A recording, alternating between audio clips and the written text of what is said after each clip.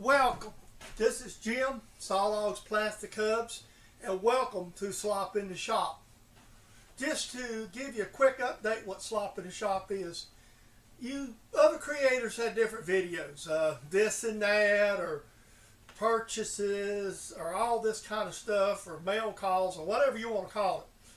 My case is Slop in the Shop. It's based on the way old Southern families used to keep a pig. They throwed all their scraps in a bucket, called it pig slop. So you'll be able to see anything in this video, from a project being worked on, to purchases, to just whatever I throw in it. It's sort of like a video blog. With that being said, enjoy. Good morning. I know this is handheld, and I'm actually going to probably put this in the video I'm working on this morning instead of a slop. This is February the 22nd as I do this, and I know a lot of other channels I watch talk about rain. We have it. It's probably this week it has rained solid all week, so let's get in the shop and let's go to work. Coming up next in Slop in the Shop is this week's viewer projects submitted. I will credit the viewers with notes on it. So I hope you enjoy these projects.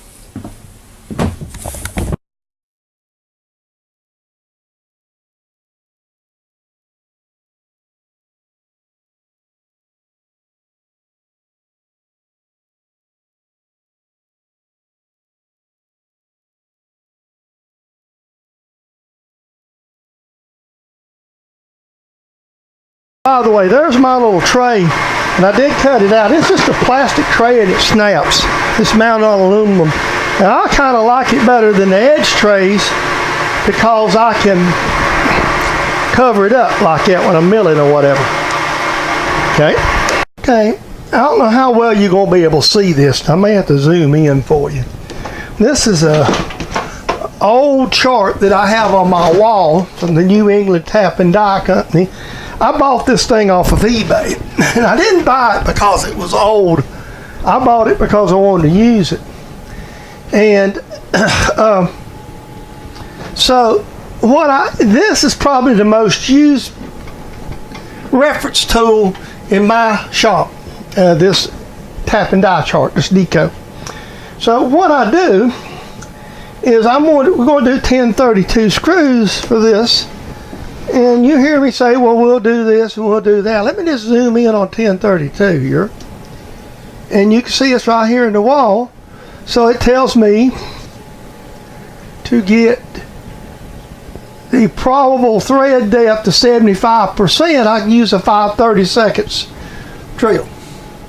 And so this is one of the charts. This is, you hear us talk about the black book and then machinery's handbook. To me, this is the most handy, and it's large. It's easy to ride over here and read. I can read it behind the saw, but just for yours purposes, I rolled the saw up out of the way because the saw now resides in front of it. But again, it's the Nico. It's just one of those reference charts. And let me just kind of bring you back out. I don't know if you can see all of it. And try to we can get the whole chart in view. All right, today is more purchases, and then I'm going to do some work today, but not machining, and I'm not going to do it on camera.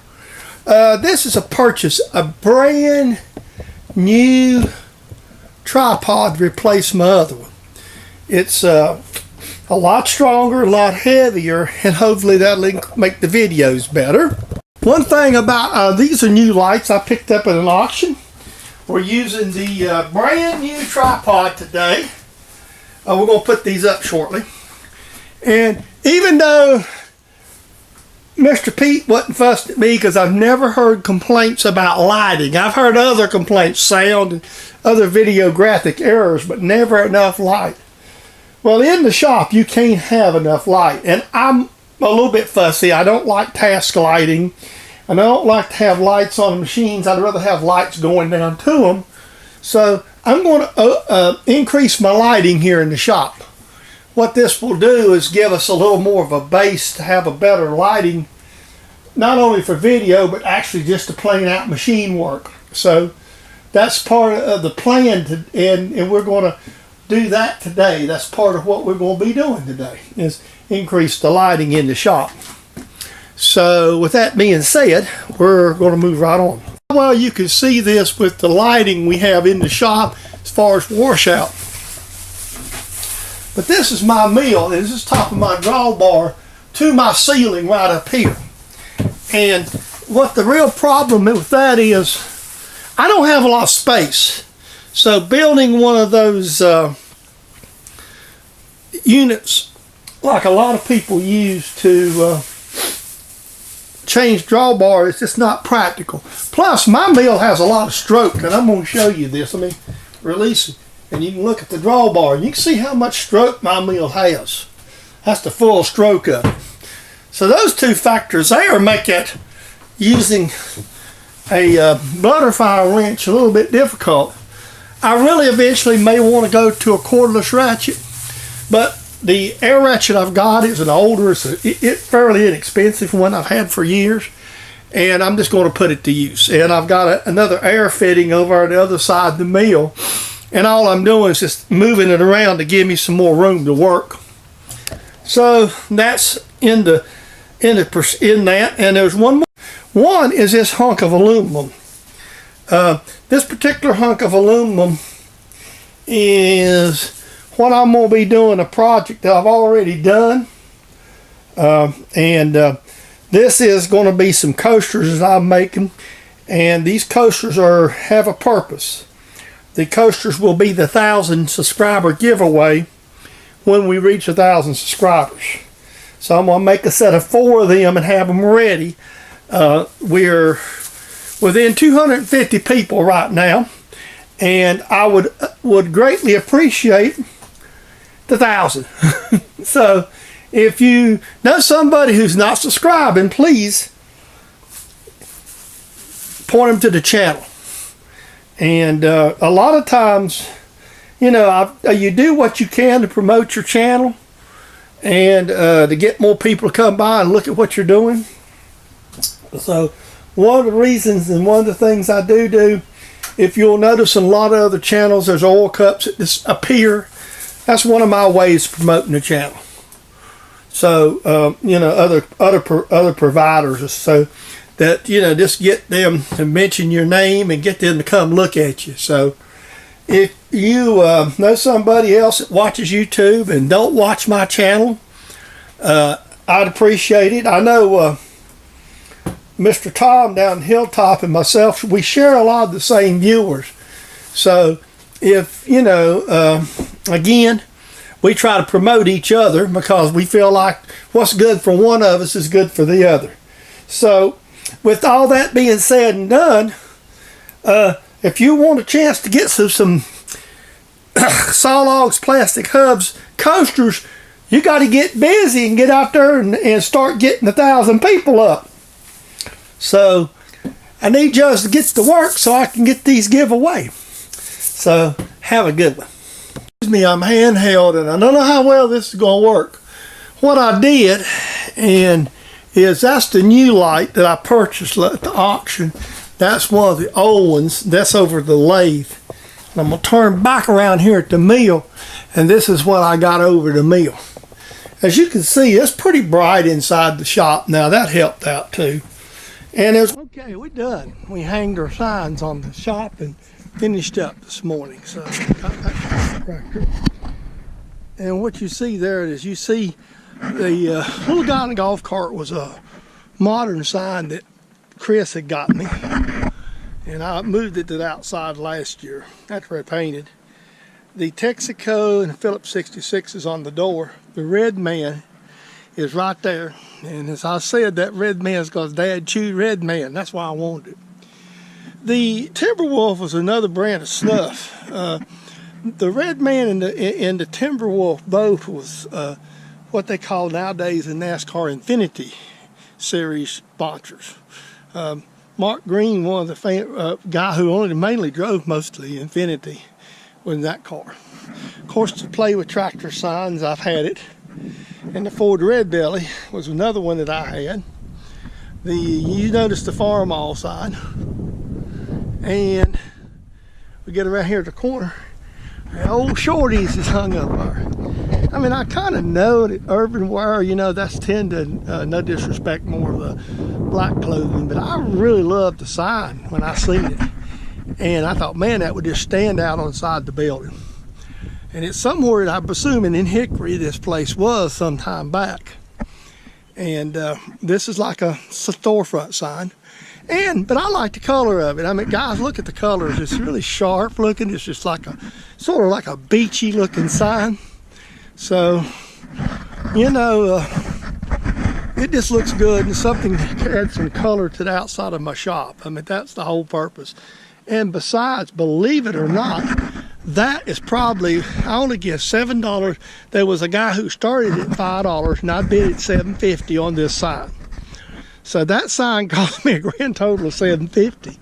I paid less for the Shorty sign than I did the farm-all sign. I think I would be honest with you.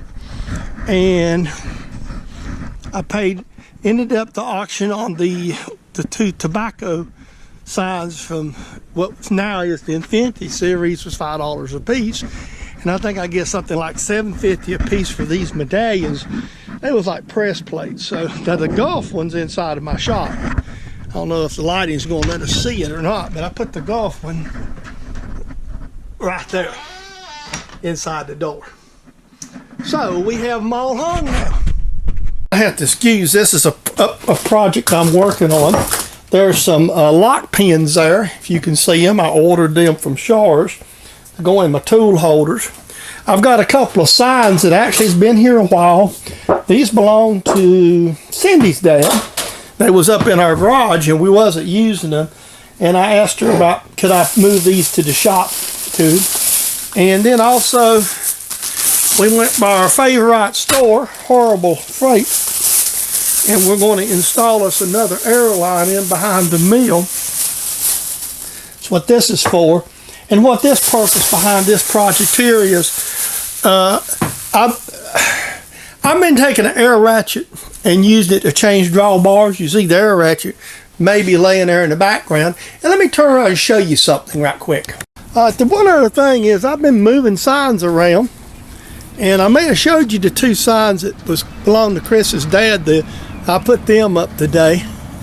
And that sign there, Chris's late husband's little mechanic work that he did on the side, it was inside the shop and you may have seen it. I just decided it needed to be outside where it could be seen. And one other thing is I moved this Chevrolet sign. Swallow twice. Let me swallow one more time. But, you know I'm Ford man, but I've been surrounded by plenty of the damn brand Xers. But I went ahead and hung it on the front of the shop. I really won't be a big Ford service. I may go around to the other side facing the other way, which there's nothing on there yet, as I collect some more and just kind of move them around the other way. So that's kind of the shop decoration. Right here is my latest organizational effort. Chris had this container and it's been laying here with some screws in it. She wanted it out of the house, and it actually had removable slides. So what I have in this is my taps, not in my set taps. These are like, and they're still in packages, so I can tell. Most of this right here is 1/4-20. This is all 1032.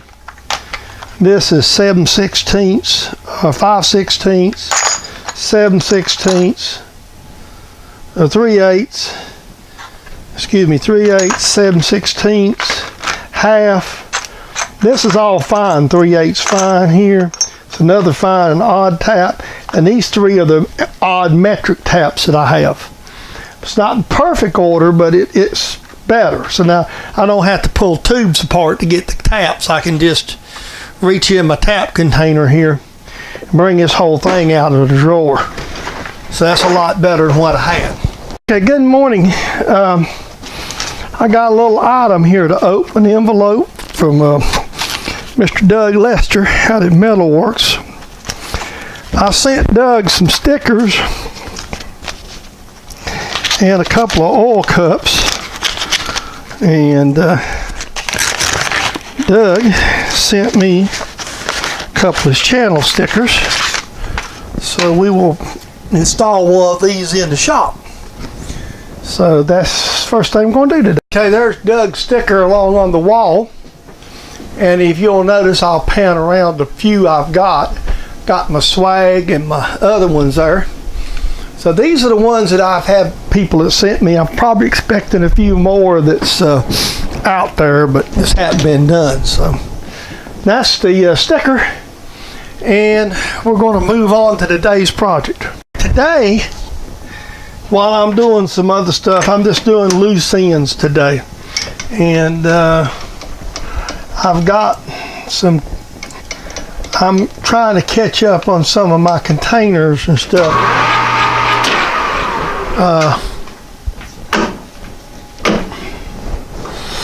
So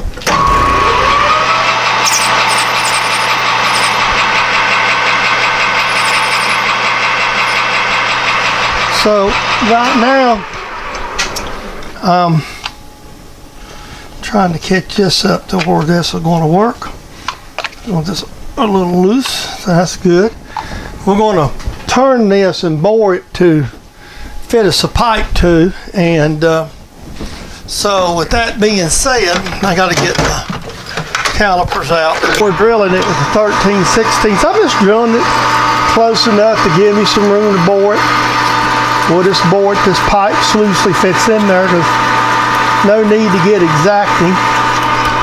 I'm going to go ahead and bore this long enough to make two, because I've got two of these to make, one of this small size and one of the larger. So this again, I bored that, I drilled this. I want about an extra inch in this material, so that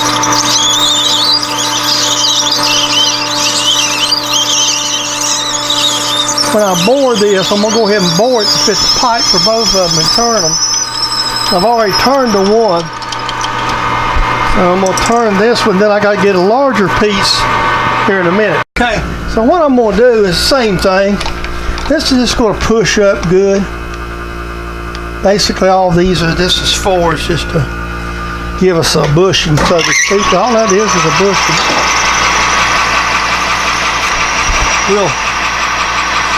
We'll come in there with a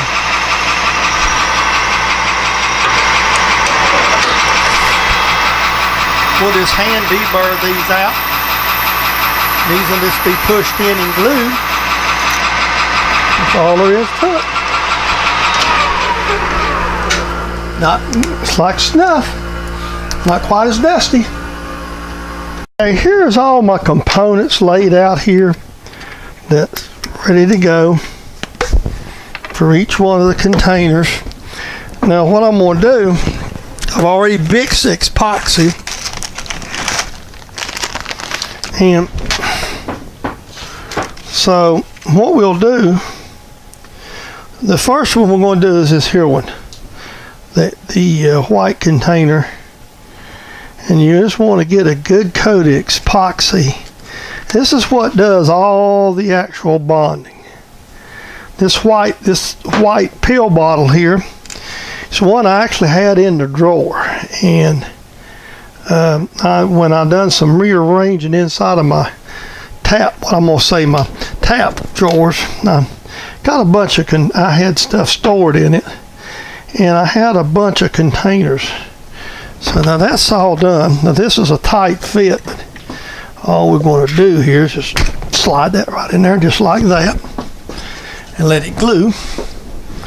And we'll just take us a rag right here and just wipe the top of it off. With this, you have about a 5-minute work. So what we're going to do is grab us a pencil. I'm going to walk off camera, keep the camera running. And I want this to stick out 1 inch. This is all figured for all the complete lengths. So there's my 1 inch stick. And right there, let's get that epoxy off that container right there before it sets. Okay, this is my 1 inch stick. So we'll take this And this is made fairly, now these are bored fairly loose, but the epoxy will take care of us a lot on this. So what we're going to do here is put us a band of epoxy right there for our 1-inch stick. And then I got a pencil mark. We'll just slide this right up to that 1-inch pencil mark and let her set right there. We might just hold it just a second, the rag, and just kind of wipe it with the rag here just to get the excess off.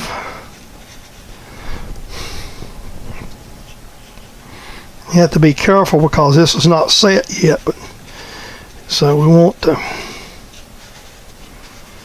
All right, then we're going to, being as that needs to set, we'll let that set sideways. So there's 3 containers. Some lucky viewer usually gets them.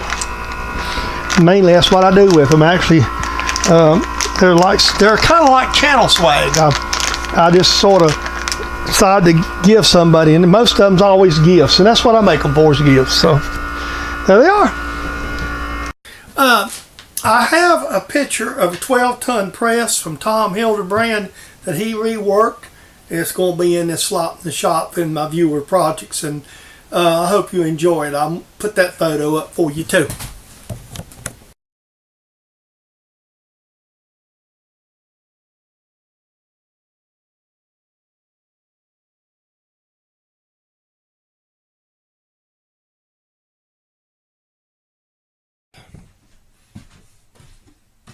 Welcome, and I'm glad you enjoyed Slop in the Shop. This is a copyrighted production of James Dedman, Sawlogs Plastic Hubs, for your enjoyment on YouTube. I hope you enjoyed Slop in the Shop today, and we will look forward to seeing you on the very next video.